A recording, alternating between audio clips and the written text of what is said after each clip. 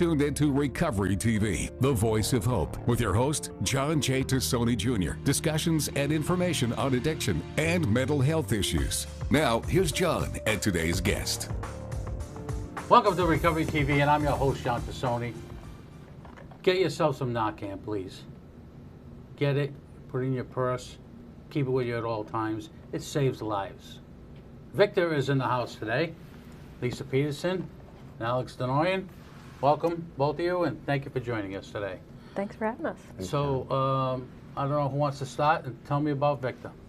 Oh, I'm going to let Lisa take this because she's more eloquent saying this stuff. VICTA is a 5-year-old organization that in 5 years has accomplished establishing ourselves as an opioid treatment provider, as an outpatient behavioral health provider for both mental health and substance use, intensive outpatient substance use provider, psychiatric service provider, and ambulatory medical provider. So we truly deliver integrated care to people who are seeking recovery from substance use disorder, mental illness, or both. Mm-hmm. They can come to our program and get a full continuum, access as many programs as they need for their individualized recovery plan, and put together what works for them. Primary care. You have it? We do ambulatory medical care, so essentially urgent care type of conditions. Oh, okay. So if our clients are coming and they're getting their dose that day, or they're coming to see their therapist and they happen to have a wound, burn, strep throat, we can take care of it right there while they're on site instead of referring out or trying to coordinate with external providers, really to reduce the barriers for folks who traditionally don't access care. Well, it keeps them out of the emergency room also. Absolutely. Which is a huge help today. Alex, let me ask you this question. From when you started Victor to today, yeah. Have you seen it, the appropriation for care expand? The care at VICTA has expanded. Yeah. Are you talking about yeah, more that's macro? what I'm talking about. Absolutely. Your When I first thought about VICTA, this is going back over 7 years now. When we established it, we started to build it. I really did think it was just going to be an opiate treatment program with just providing basically methadone, case management, maybe a little bit of mental health. The main reason for VICTA was to really break down these silos of mental health, substance use, and primary care and make it a sanctuary for our patients. Quickly, that changed. Maybe like 3 to 4 months in, a couple programs closed, and there was a massive need for outpatient, what we call OBOT prescribing, office-based treatment for people for Suboxone. And we just started to get our feet wet with that, and all of a sudden a massive influx of patients just came in like 4 or 5 days because another program closed. So we had to adapt, and I think that's what makes us really great. But the care at VICTA is just forever expanding, and our plans to expand and continue to make our patients have a more integrated, true holistic approach on their treatment is where our strength actually lies. Now, do you see this opioid problem progressively getting worse? You see, obviously, we all know that the stuff that's coming in from out of state, out of the country, is more and more toxic to our folks. I mean, the overdose deaths are not getting any better. They're getting progressively worse.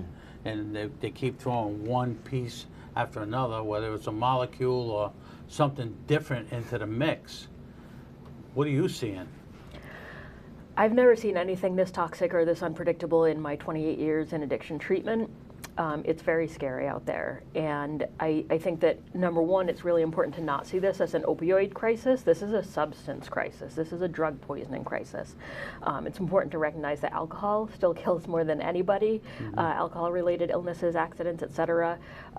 So we can't be too myopic in our focus on opioids in terms of both programming and funding. We really have to look at the big picture of who's using substances, what types of substances.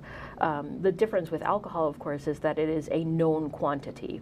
People know exactly what's in it, where, to your point, the drugs I bought from my dealer yesterday are chemically likely to be very different tomorrow. And that means that people can't track their own tolerance. They can't assess whether or not today's shot is going to create an overdose, for which hopefully someone has naloxone. So it really isn't it's becoming increasingly potent and increasingly cross-contaminated. So people who are using stimulants who haven't been listening to the messaging around overdose prevention are now at extremely high risk of overdose. So we've got to do a better job of looking at the bigger picture. Yeah, and the other thing too is, I've been told, and you guys would know better than I, the people coming out of the ACI who are in there for substance use think they can use the same amount of fentanyl as they did before they went in, and that's not true, because your body is laxed, Right. and now you go out to the street the first day you come home, and you want to use again. I'm using this for an example, whether a 10 milligram you did before you got in there, now you shouldn't be using 10. Right. Well, you're talking about tolerance, and kind of just dovetailing off what Lisa just said. You don't know what you're getting. So if you're going to buy a gram of something or a gram of something else, it's not the same. Right. And it's forever changing. I mean, we're seeing changes in every time we do toxicologies, there's something else that happens. What is this drug? Like you were talking about molecules change. Everyone is always changing this drug supply. And we don't know what people are getting.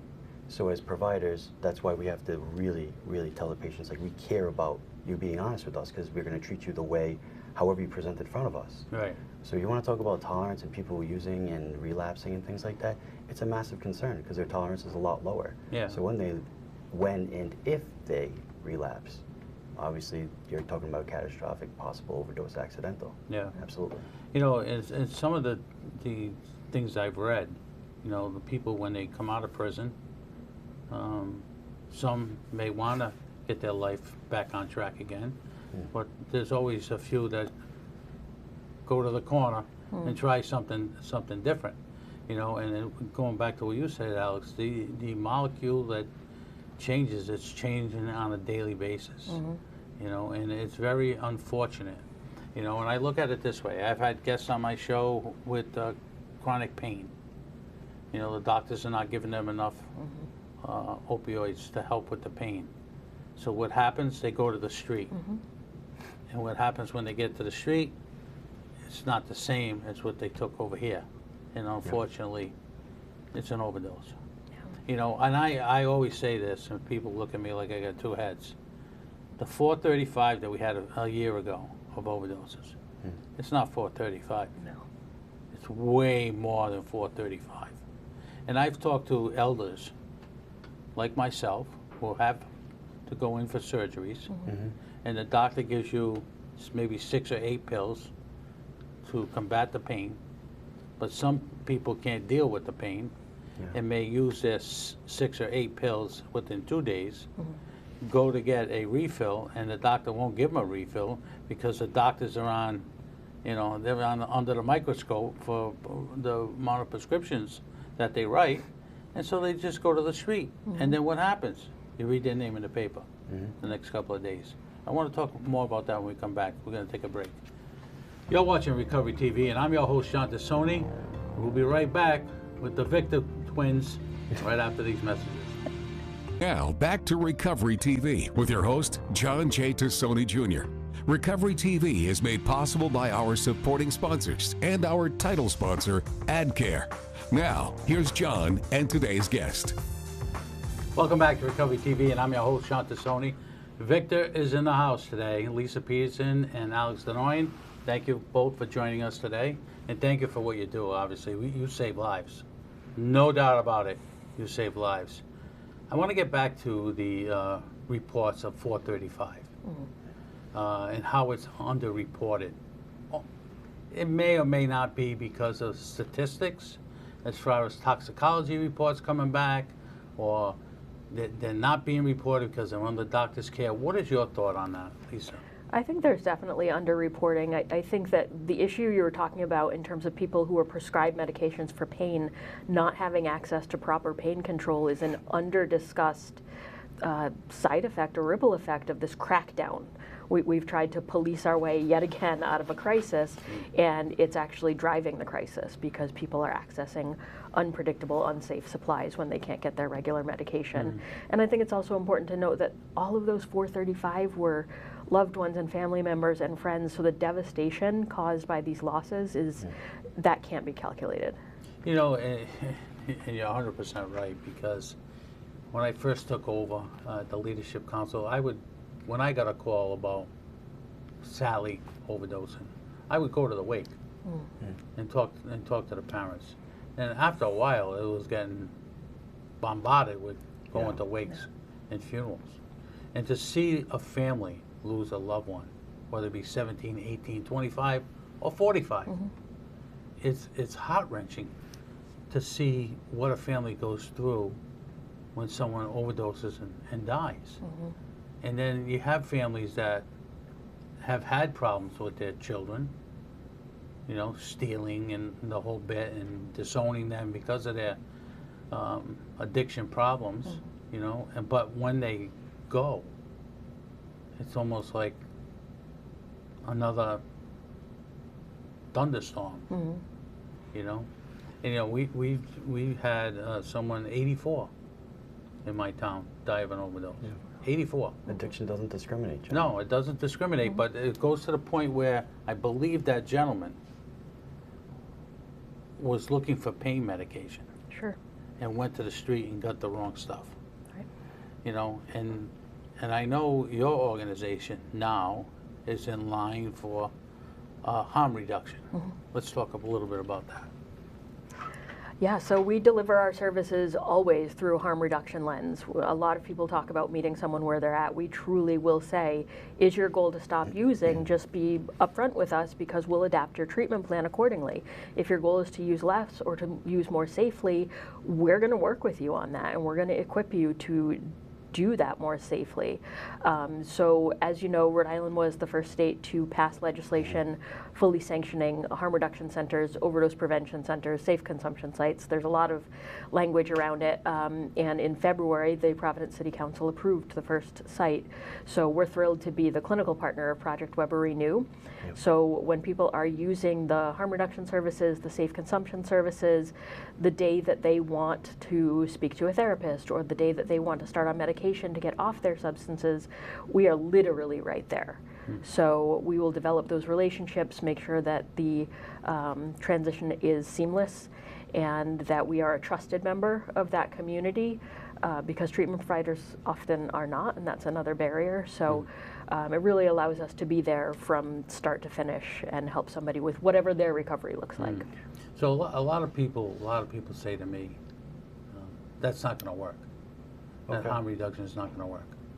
And I say, well, nothing else is working. We got to try something else, something different, thinking outside the box. So if you have my full attention in your place, that I'm sitting down with someone and having that conversation, ultimately it's their responsibility and their choice on what they want to do moving forward. But if you have a sit down with someone face to face and say, hey, listen, we can help you. Give us a chance. Give us a chance to help you. You can still use, but we want you to talk to Alex. We want you to talk to Lisa. We want you to talk to the doc about how we can get you off the stuff that you're currently using. John, it's just accessibility. Yeah. It's just how people feel comfortable. There have been a lot of old guard kind of providers that have been in their own way, and things haven't worked. Victa started to change the paradigm of treatment. This is a massive paradigm that's going to change the whole treatment. If people don't believe in it, they'll look around the world. There's numbers, there's data, there's facts that are everywhere. And there's a lot of higher education facilities also that we're going to be working with that are going to help us support this. It's all about accessibility and how you feel. You wanted to have that as like a sanctuary. So when people are ready, when the iron's hot, and when you're ready for treatment, we're there. And it's a familiar face. And like Lisa was saying, like, we want to be a part of that community. We need to be a part of that community. So you were talking about the 435, because we don't want to see that again. You know, just a little tidbit. When they first started talking about that, they brought me into a meeting with Senator Miller. And I said to Senator Miller, I said, you can't go full boat with this. You got to do a pilot program, because no one's going to bite into it unless you have statistics showing that it works. I mean, what they do in Canada, what they do in Portugal, it's a lot different than what we do here in Rhode Island. Let's give it a shot. The most we can say, it doesn't work. But if it works, all you have to do is save one life. That's it. one life at a time. You know, and it's something that I think all of us that are in this business, you know, and I say this all the time, I hope someday they knock on the door and say, John, we don't need your show anymore. Because we clinched, we won. But you know what, as we go down this road, as we sit here today, the three of us, it's getting worse. It's getting worse. I don't know what's next. I don't.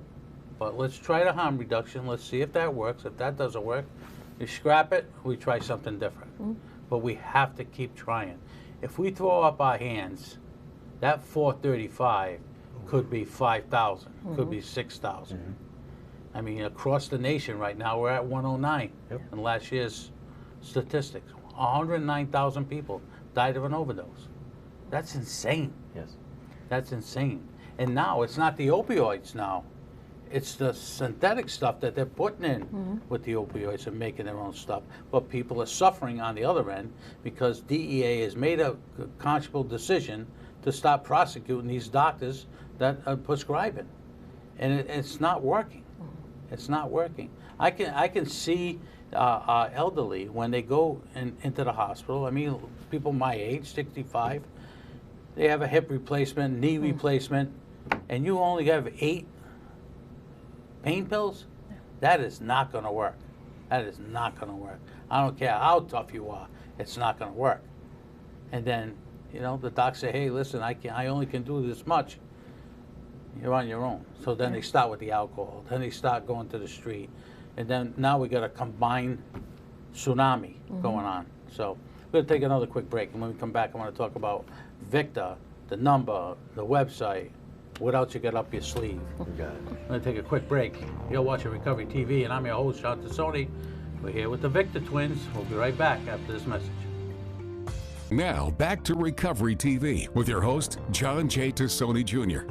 Recovery TV is made possible by our supporting sponsors and our title sponsor, AdCare. Now, here's John and today's guest. Welcome back to Recovery TV, and I'm your host, John Tassoni. Victor is in the house today, Lisa Peterson and Alex Denoyne. So welcome again, and thank you for what you do. Thank you, John. Save lives. So I got to ask you this question, Sure. Alex. What's Victor mean? Victor's Latin for victory, triumph, and conquer. It was probably the hardest thing for me to figure out in the business plan, but it's short, it's sweet, and it means everything. Yeah. Victory over mental health, substance use. That's great. Yeah. Now, why don't you share with my viewers the phone number, the website? Sure. You can check us out at www.victalife.com. You can call us at 401-300-5757. You can go on our Facebook page, which is not as active as it could be because Alex and I are also social media managers. But if you're looking for treatment, call us, walk in, reach out. We can get you in. We'll take care of you. If you want to call and set up an appointment, we can make you an appointment. But if you walk in our front doors, we are going to find a way to take care of you. Where is your front door? Our front door is at 110 Elmwood Ave in Providence. We're super close to a number of the bus lines, including the R line. We have a parking lot and free on-street parking. So any way that you can get there, and we'll take care of the rest. Well, thank you both for coming on today. And Alex, one last question. Where do you see Victor in 5 years? Oh, Victor's taken over.